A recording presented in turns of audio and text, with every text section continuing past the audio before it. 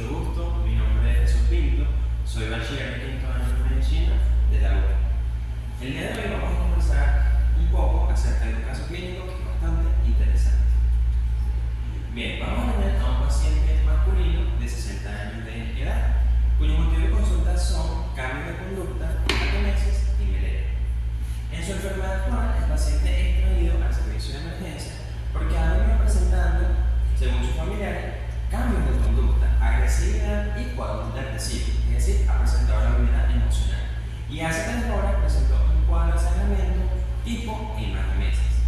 Asimismo, el día de ayer presentó evacuaciones pastosas, fétidas y de color negro. Entonces vamos a tener esos 3 principales síntomas en esa enfermedad actual.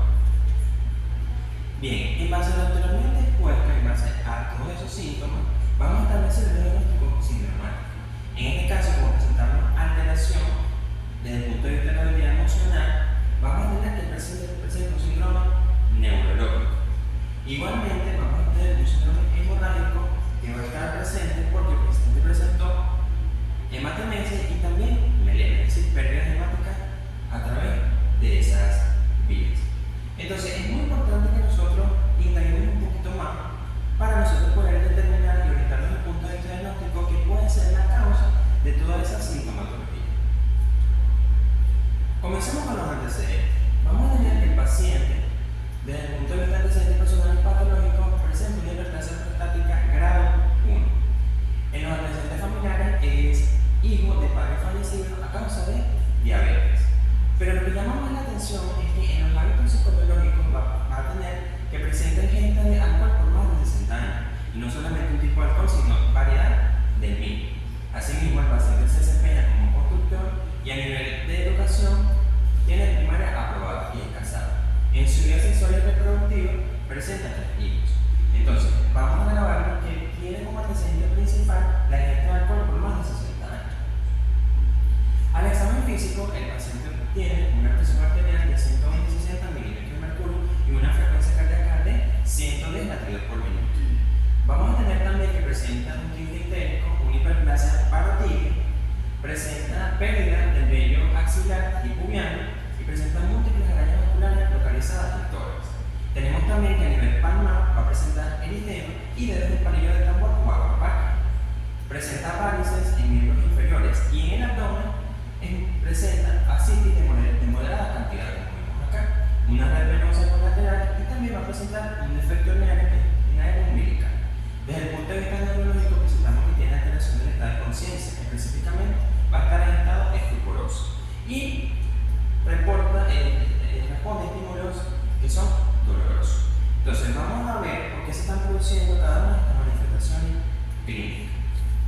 En base a lo anteriormente expuesto, podemos establecer entonces unos posibles diagnósticos nosológicos.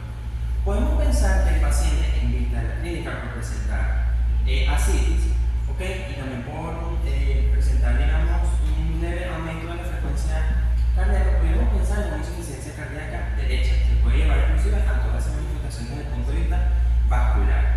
Pero aún falta determinados signos y síntomas para nosotros poder orientarnos a una insuficiencia cardíaca derecha. Además, el paciente tiene otros signos característicos que son los estigmas hepáticos, entonces nos podemos orientar más hacia una enfermedad desde el punto de vista hepático. Entonces, por tal motivo, vamos a descartar el diagnóstico de insuficiencia cardíaca derecha. ¿Podemos pensar en una hepatopatía autoinmune? Sí, pero el paciente en este caso no tiene antecedentes de la misma. Entonces, nos faltan unos datos para poder determinar que sea tipo autoinmune. Por ende, descartamos el diagnóstico. Podemos pensar en una hepatopatía viral, pudiera ser, porque el paciente presenta un tinte ictérico, puede estar alterado alguna estructura desde el punto de vista del árbol biliar, pero presenta estigmas hepáticos que aún todavía falta dilucidar si hay alguna alteración desde el punto de vista del árbol biliar. El paciente tampoco tiene antecedentes de tener una litiasis vesicular, una litiasis en algún punto de la vía biliar o alguna colangitis primaria. Vamos a descartar también el diagnóstico. En una hepatopatía infecciosa, la hepatitis o el virus de hepatitis B se pudiera desencadenar una hepatopatía, pero el paciente tampoco tiene antecedentes, por ejemplo, de transfusiones, de contacto sexual.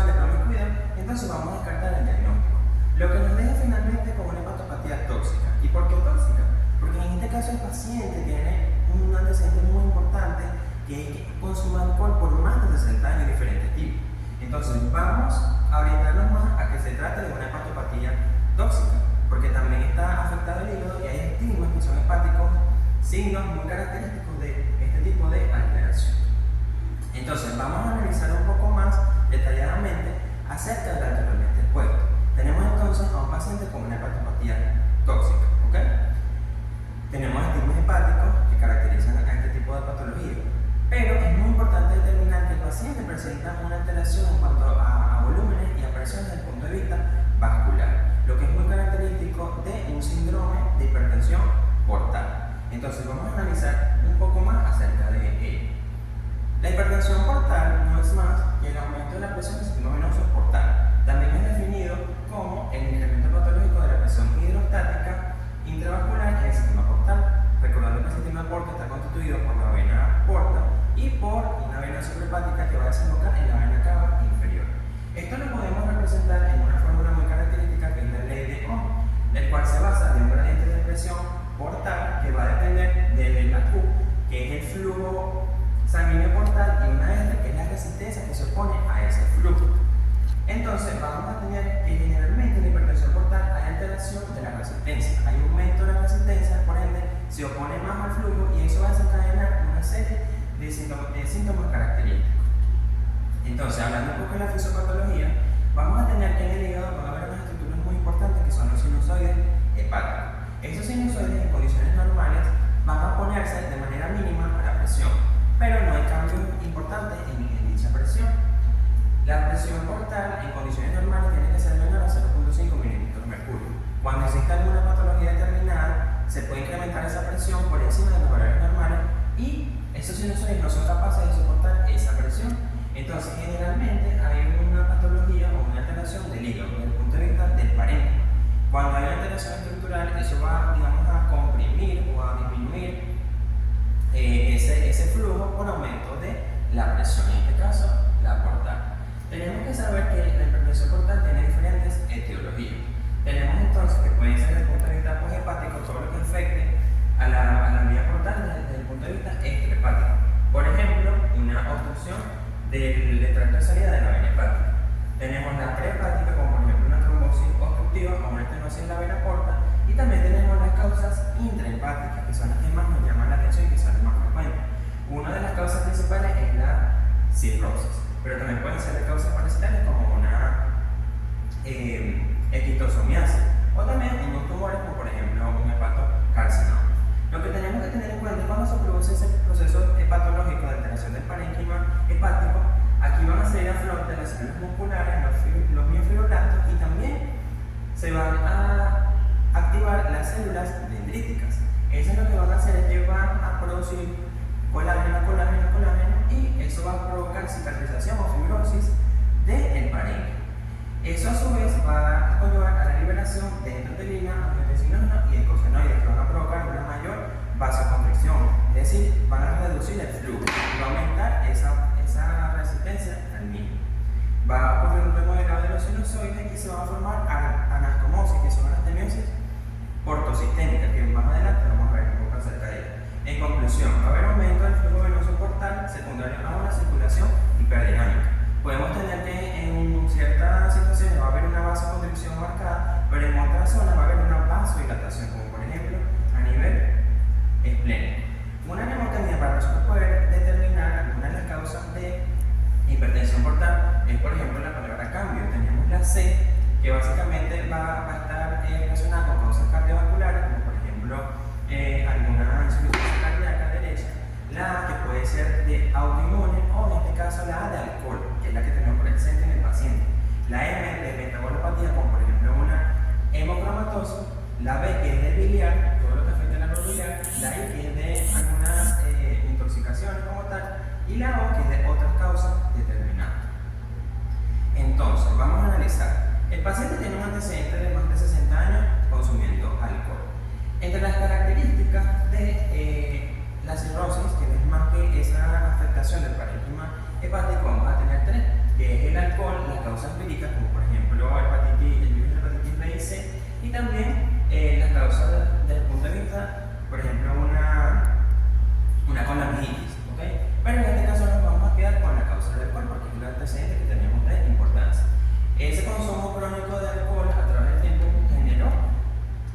cirrosis. Y la cirrosis posteriormente generó la hipertensión portal. Entonces, aquí tenemos un esquema donde podemos ver mayormente por qué ocurren los signos y síntomas en el paciente. Les mencioné anteriormente que se va a producir unas anastomosis portosistémicas, que no son más que esas neoformaciones vasculares producto de esas altas presiones que hay desde el punto de vista portal hacia todo el sistema. Tenemos que a nivel del vaso se va a generar un hiperestrenismo.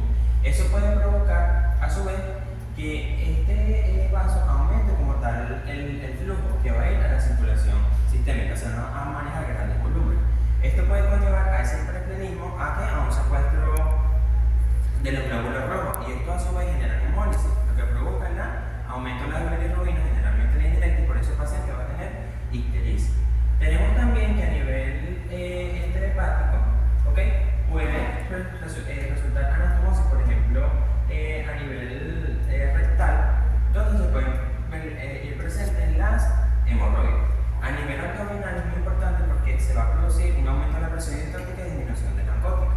Entonces va a haber extravasación hacia esa zona peritoneal y se va a provocar la ascitis, que en este caso tiene el paciente. Puede ir acompañada como tal de una red venosa colateral, inclusive también de arañas vasculares. Y en este caso también una protrusión de las estructuras de los tejidos, generando como tal ese efecto aponeurótico que es expresado en la hernia.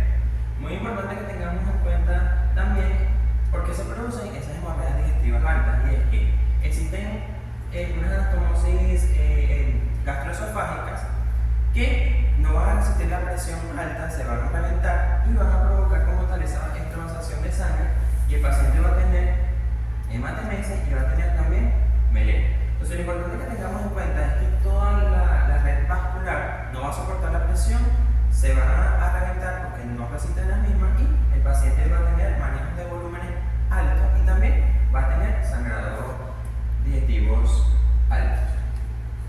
Entonces, en base a lo anteriormente expuesto, vamos a armar el rompecabezas en el paciente para establecer el diagnóstico etiológico. Tenemos entonces la clínica, que el paciente presenta una red venosa colateral, tenemos ascitis de moderada cantidad con una hernia, tenemos también una encefalopatía hepática. ¿Por qué? Porque obviamente el hígado no está funcionando bien, no se está metabolizando adecuadamente los metabolitos, y eso se acumula en la circulación sistémica, atraviesa la barrera hematoencefálica, específicamente los componentes azoados, y se produce la encefalopatía hepática.